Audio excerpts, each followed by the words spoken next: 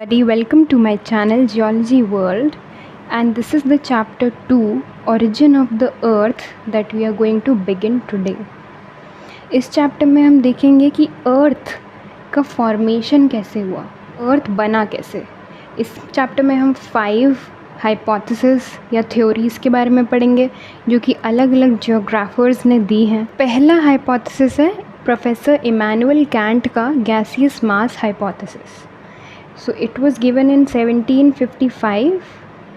तो कैंट की हाइपोथेसिस के हिसाब से जब यूनिवर्स बनने वाला था तो छोटे छोटे टाइनी प्रीमॉर्डियल मैटर पूरे यूनिवर्स में फैले हुए थे।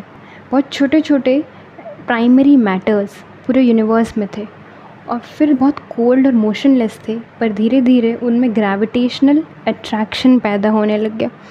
और जब ऐसा हुआ तो वो एक दूसरे के करीब आने लगे, दे केम क्लोज़र टू ईच अदर और एक दूसरे से कोलाइड हो गए, मतलब टकरा गए। The collision resulted in temperature rise, और टेम्परेचर कोलिजन की वजह से बढ़ने लग गया। और फिर वो एडीज़ मीन्स जो घूमने वाला टॉय होता है उसकी तरह स्पिन करने लग गए। And spinning created angular velocity, जिसकी वजह से सेंट्रीफ्यूगल फोर्स, जो कि सेंट्रीफ्यूगल फोर्स वो फोर्स होता है जब कोई भी चीज़ गोल गोल घूमती है तो वो अपने चारों ओर एक फोर्स क्रिएट करती है, एक फोर्स जनरेट करती है, उसी को सेंट्रीफ्यूगल फोर्स बोला जाता है।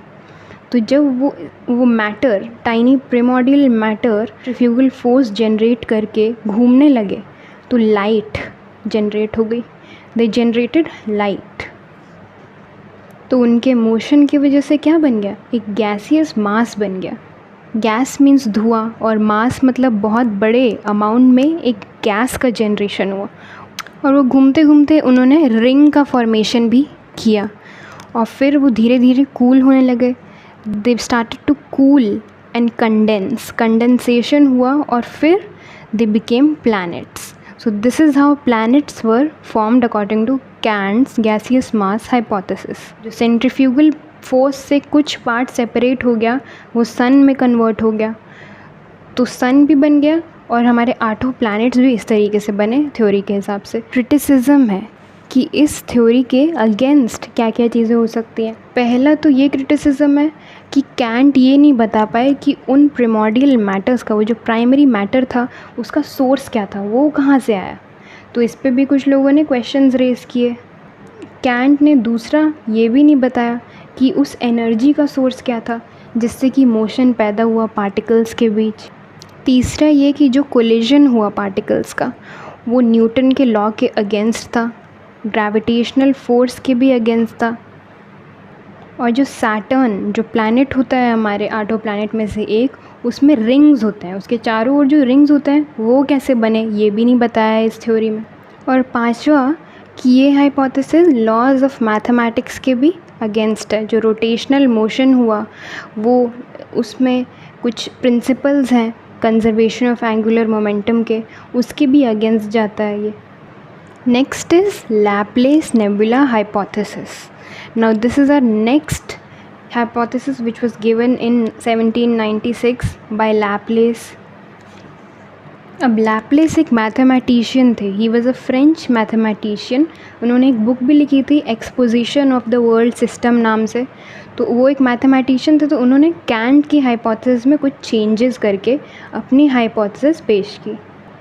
उन्होंने क्या चेंजेस, सबसे पहले तो उन्होंने कैंट की हाइपोथेसिस में जो एक फर्स्ट प्राइमरी स्टेज में बताया कि प्रीमॉर्डियल मैटर था, कोई प्राइमरी मैटर था जो घूम रहा था पूरे यूनिवर्स में, उसको उन्होंने यहाँ पे नेबुला का नाम दिया है। तो नेबुला ही वो प्रीमॉर्डियल मैटर था जो कि पूरे यूनिवर्स में फैला था।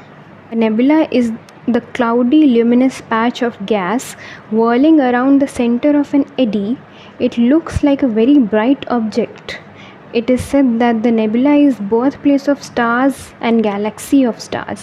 अब ये बहुत इंपॉर्टेंट है कि नेबुला क्या है। नेबुला एक क्लाउड के जैसा है, एक क्लाउड जैसा बॉडी है जो कि बहुत रेडिएंट भी है, लाइट निकल रही है जिसमें से, और वो एक एडी यानी कि घूमते हुए बॉडी के अराउंड वॉल कर रहा है, मतलब वो भी घूम रहा है घूमती हुई बॉडी के अराउंड।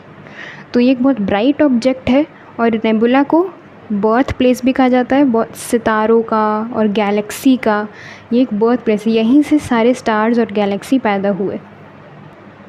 तो जो लैपलेस की नेबुला थ्योरी है, इसके हिसाब से वो क्या कहते हैं कि जो नेबुला था वो पूरे स्काई में, पूरे यूनिवर्स में घूम रहा था, वो वर्ल कर रहा था यानी कि घूम रहा था।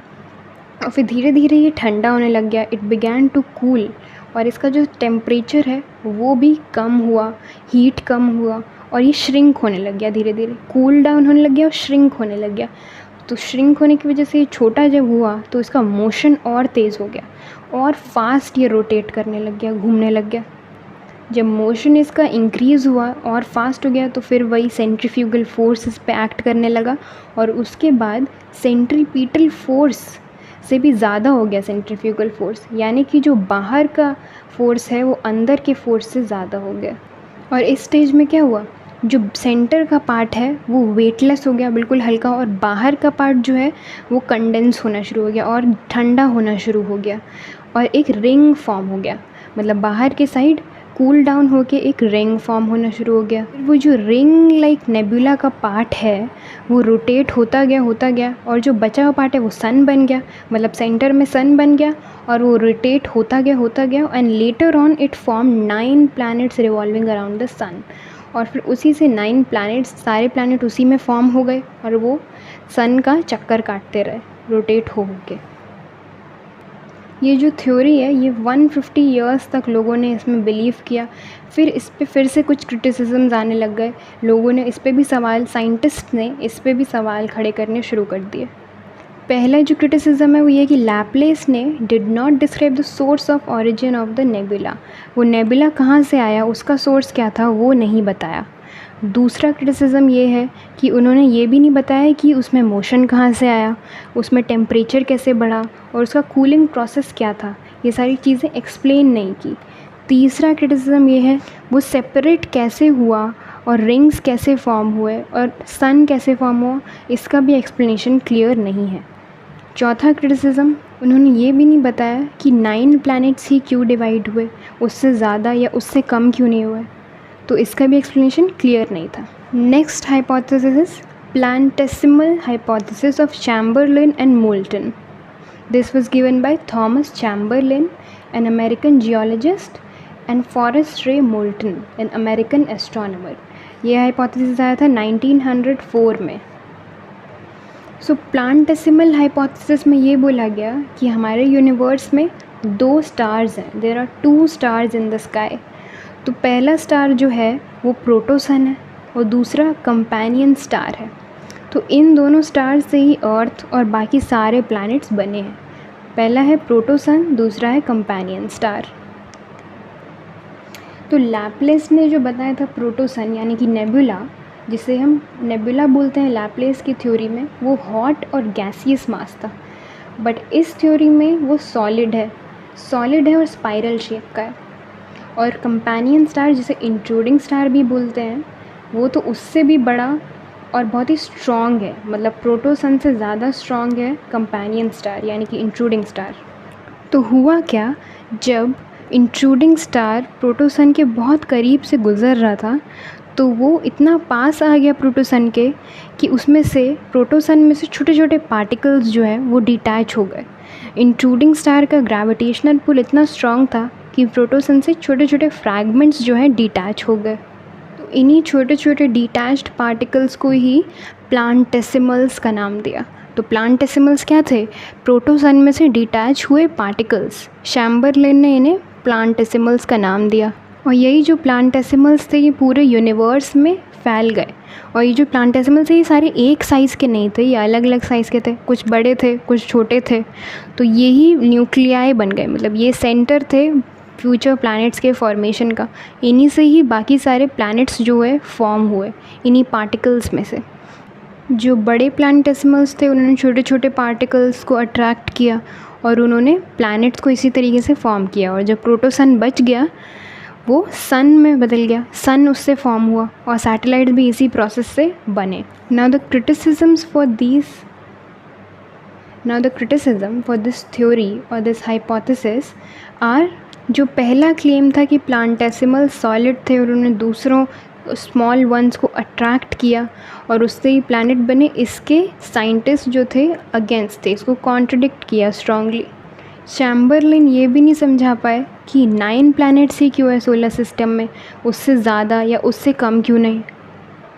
प्लैनेट का जो मोशन होता है, प्लैनेट्स क्या करते हैं, रिवॉल्व करते हैं, रोटेट करते हैं, तो इस मोशन का भी कोई रीज़न चैम्बरलिन ने अपने हाइपोथेसिस में नहीं बताया कि ये मोशन क्यों होता है और कैसे होता है। और चौथा ये क्रिटिसिज्म था कि वो जो एक साथ आए, बड़े प्लांटेसिमल के साथ छोटे प्लांटेसिमल्स आए, ये कैसे हुआ, ये अट्रैक्शन फोर्स कहाँ से आया उनमें। तो ये 4 क्रिटिसिज्म्स थे।